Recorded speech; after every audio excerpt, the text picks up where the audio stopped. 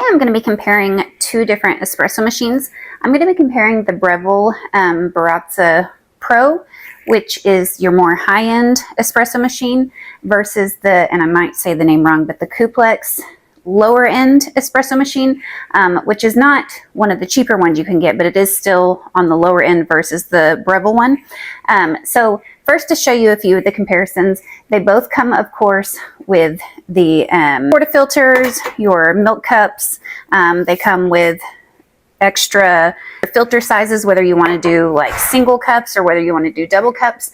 We've had the Breville for quite a while, so we only ever do double shots. So all my other stuff on that one is put up, but it did come with the single shots as well. On the Breville, you have this that you can put on top to keep the grounds from spraying out as you're pulling your shot. And on the COUPLUX, you've got that on the top as well. So when you put that in, your grounds aren't going to spray out when you do that either. They both come with tampers. The difference on the Breville is this one has a place for it to hold it, which is magnetized up at the top. So that's a neat feature on that one. The COUPLUX one doesn't have a spot for it to hold it up inside there, but you can store it up on the top.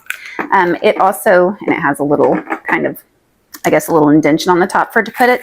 And then this one comes with a little scooper to measure out the beans if you wanted to just put a specific amount in your hopper. And then a little cleaning tool at the top too. As far as the hoppers on the top, the Breville has one that's a little bit bigger. It's going to hold a little bit more beans than the COUPLUX one does, but it's still going to hold, I would say the lower end model one is going to hold probably about 8 ounces of beans in it, versus on the Barista one you can hold a little bit more than 8 ounces, probably more in about the 10-ounce range. So pretty similar to about the same amount of beans that you can hold in each one of them.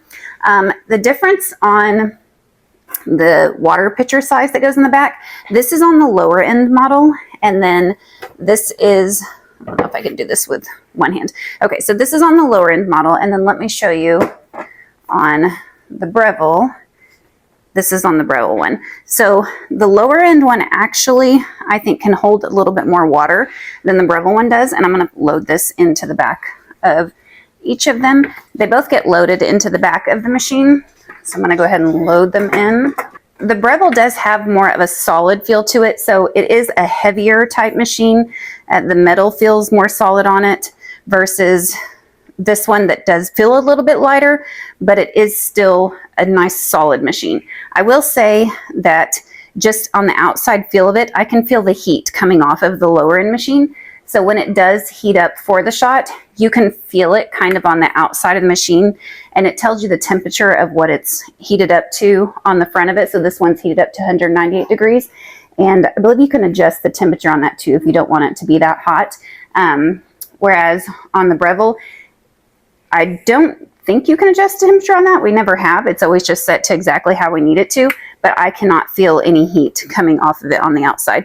Not that that really makes a difference, but just an observation with actually touching the outside of both of them. I do not feel any heat coming off the outside of this, but I can feel the heat coming off of this one. So I just set them both to the exact same grind settings just to see if they pull exactly the same. I have them set on a grind of 8 on both of them and set for a 14-second pull on the grind to see if it pulls out the same exact amount of grounds. I'm using the exact same beans in each hopper, and then I'm doing a double shot in both of them. So we're going to start with the Breville first and pull a shot in it, and then we'll do the lower end one after that.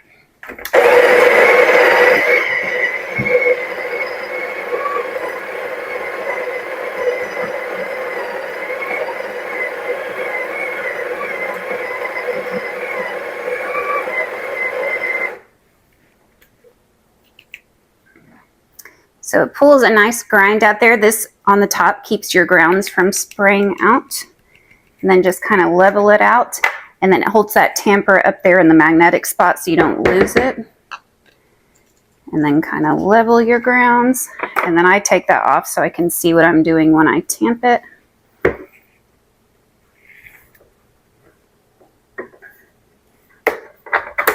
And so then you want to have a nice even puck when you put it in, and then to put that in, you just put it up at the top there, turn it, and I forgot to get cups down for it. I'll pull it into my clear one so you can see what the shots look like when they come out. And then, like I said, I'm doing a double shot. And at the top here on the Breville, you've got a 1 shot or a 2 shot. So it's super simple. All you do is hit the 2 shot. Make sure I blind it up. It'll start pulling out in about 8 seconds.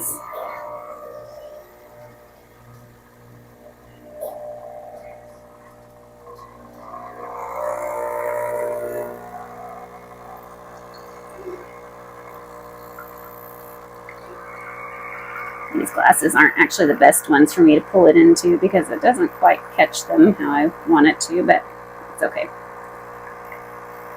So that's what you want to see when it comes out. You don't want it to come pouring out. You want a slower stream like that. And that pulled at about 29 seconds, which is pretty good for a double shot. And then it's got the nice crema at the top, which is what you want in a good espresso shot. So you've got a double shot going on right there. So good for the Breville, and then I'll show you what the puck looks like after. So you can see that it's got a good solid, you don't have any dry spots, and that's exactly what you want when you're pulling at home. So we used to own a coffee shop, and we had a very high-end espresso machine at the coffee shop. And when we closed it, we wanted something comparable at home, which of course we couldn't afford the expensive coffee machine that we had at the coffee shop there. And this has performed wonderfully for us at home. We use it every single day, a couple times a day sometimes, and it performs wonderfully. So now we're going to pull it in the lower end machine and let's see how it compares. Okay, so that just sets up inside there like that. I've already set it to 14 seconds and set the grind at an 8. It has a little arrow right here that points to the number on the hopper that I assume is telling you it's at 8. So we're going to hit the bean button.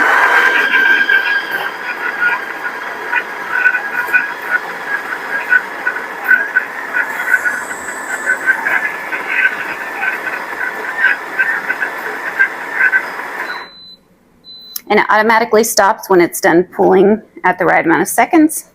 So as you can see, we've got the grounds down at the bottom, and then we will tamp that down. This has a very large base to it. So it's got a very wide portafilter, wider than a lot of them I have seen.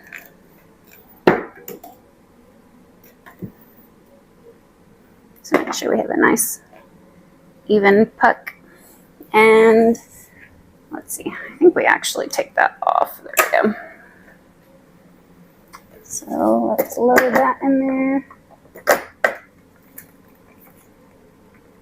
And I've got 2 clear shot glasses down here at the bottom to catch it for you.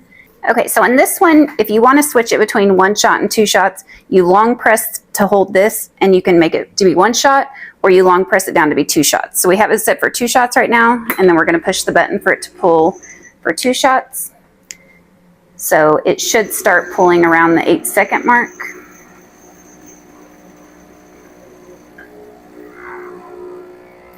Or in this case, around the 12-second mark, which is still okay. It's got a good slow pull, which is nice.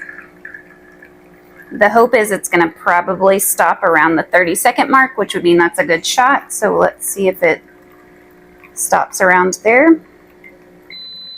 Perfect. So it stopped right at the 30-second mark, which is a good shot for us. Now let's see. The crema on it has a good, not a lot of crema on the top, but it does have a good amount of crema on the top. So I'm okay with that. It's not a ton of crema, but that's okay. I'm okay with that.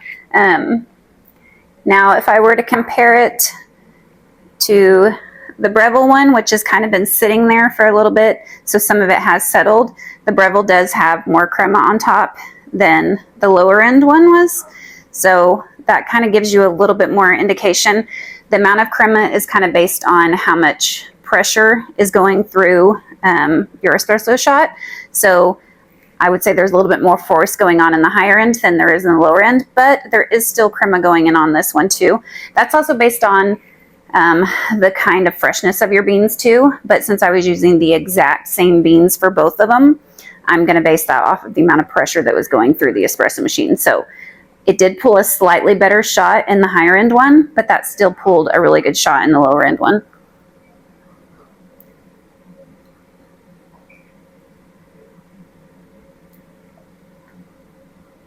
taste wise, they're exactly the same. Like I don't taste any kind of difference going on between the two. So comparing both machines, they honestly perform really well. I would say if you don't want to spend and invest a whole lot of money in a higher end, more professional type machine, the lower end one is going to do exactly what you need it to do. It heated up fairly fast. I did forget I wanted to steam milk in it to show you. I already know how my higher one steams, so I'm just going to steam it in the lower end one just to get an idea of how it steams, because I want to see how that one does. So let me put some milk in the pitcher here. Okay, so you can push this button to preheat up your steam wand. Your steam wand knob is over here on the side, so we are going to push some water out here of it till it gets to the steam part.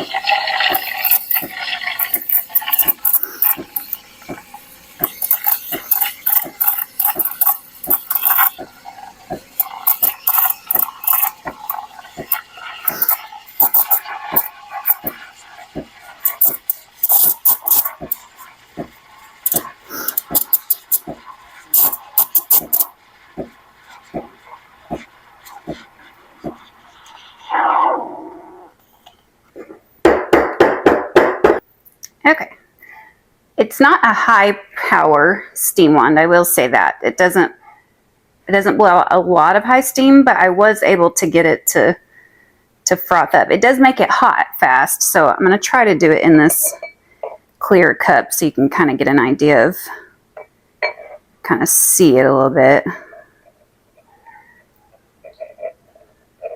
So it does have, I wanted you to be able to see any froth that it had. So it does have some foam to the top of it, just so you can kind of see that it did foam up. It's not super smooth for latte art. Maybe with some practice on it, so I could get a kind of a feel of how the steam wand comes out. I could maybe get some latte art on it eventually, but right now I just was able to get some foam out of it. So, but it does heat up really well. It does froth your milk like it's supposed to. So it is hot, very hot. So it does what it's supposed to do. It does a good job as far as that goes. And it does, if you want it to have just the option of hot water, you can make it do hot water as well, so that you could have your Americano. You could, that first button right here was the option to have it pull a long shot to have an Americano coffee instead of just pulling an espresso shot.